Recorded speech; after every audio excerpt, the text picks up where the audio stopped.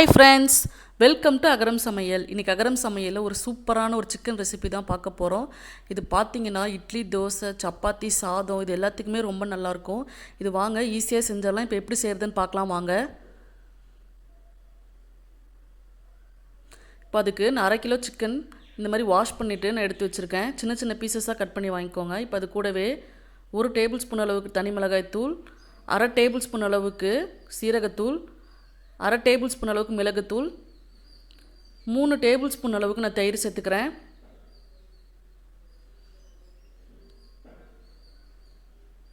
இப்போ அது கூடவே 3/4 டேபிள் ஸ்பூன் அளவுக்கு இஞ்சி பூண்டு விழுது.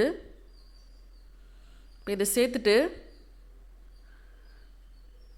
நல்லா பிசைஞ்சு எடுத்துக்கோங்க. இப்போ அது கூடவே 1/4 டீஸ்பூன் அளவுக்கு நான் மஞ்சள் சேர்த்துக்கிறேன். இப்போ இதையும் சேர்த்துட்டு நல்லா கிளறி விட்டுக்கோங்க, மசாலாலாம் உள்ளே இறங்குற மாதிரி. இப்போ இது ஒரு 10 நிமிஷம் எடுத்து வச்சுருங்க. இப்போ இதுக்கு ஒரு பவுடர் ரெடி பண்ண போகிறோம். இப்போ அதுக்கு ஒரு மிக்ஸி ஜாரில் இந்த சைஸில் ஒரு 3 பட்டை, 5 கிராம்பு, 2 ஏலக்காய், கஸ்தூரி மேத்தி இந்த அளவுக்கு நான் எடுத்துக்கிறேன். இப்போ அது கூடவே 1/2 டேபிள் ஸ்பூன் அளவுக்கு தனியாக எடுத்துக்கிறேன்.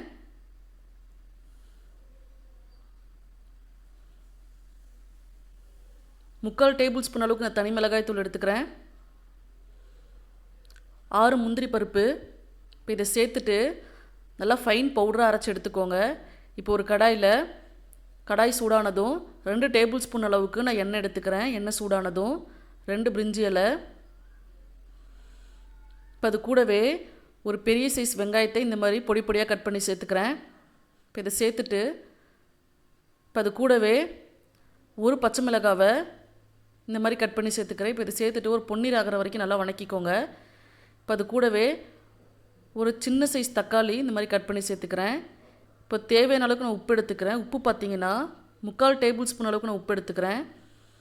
இப்போது நம்ம மசாலா தடவி வச்சுருந்தோம்ல, இப்போ அது எடுத்து இந்த வெங்காயத்தோடு நான் சேர்த்துக்கிறேன்.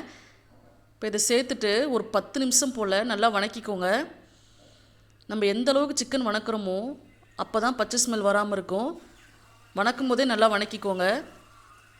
இப்போ நம்ம அரைச்சி பவுடர் எடுத்து வச்சுருந்தோம்ல, இப்போ நான் அதை சேர்த்துக்கிறேன். இந்த கிரேவிக்கே பார்த்திங்கன்னா இந்த பவுடர் தான் பார்த்திங்கன்னா ரொம்ப டேஸ்ட்டு கொடுக்கும். இது ரொம்பவும் நல்லாயிருக்கும். பாருங்கள், ஓரளவுக்கு நல்லா வணங்கிருச்சு. இப்போ அது கூடவே ஒரு 1/2 டம்ளர் அளவுக்கு நான் தண்ணி சேர்த்துக்கிறேன். தண்ணி சேர்த்துட்டு நல்லா கொதிக்க வச்சுக்கோங்க. இப்போ ஒரு மூடி போட்டு லோ ஃப்ளேமில் வச்சு ஒரு 10 நிமிஷம் போல் வேக வச்சுக்கோங்க. இப்போ பாருங்கள், ரெடி ஆயிடுச்சு. இப்போ அது கூடவே ஒரு 3 கொத்து கருவேப்பிலை நான் சேர்த்துக்கிறேன்.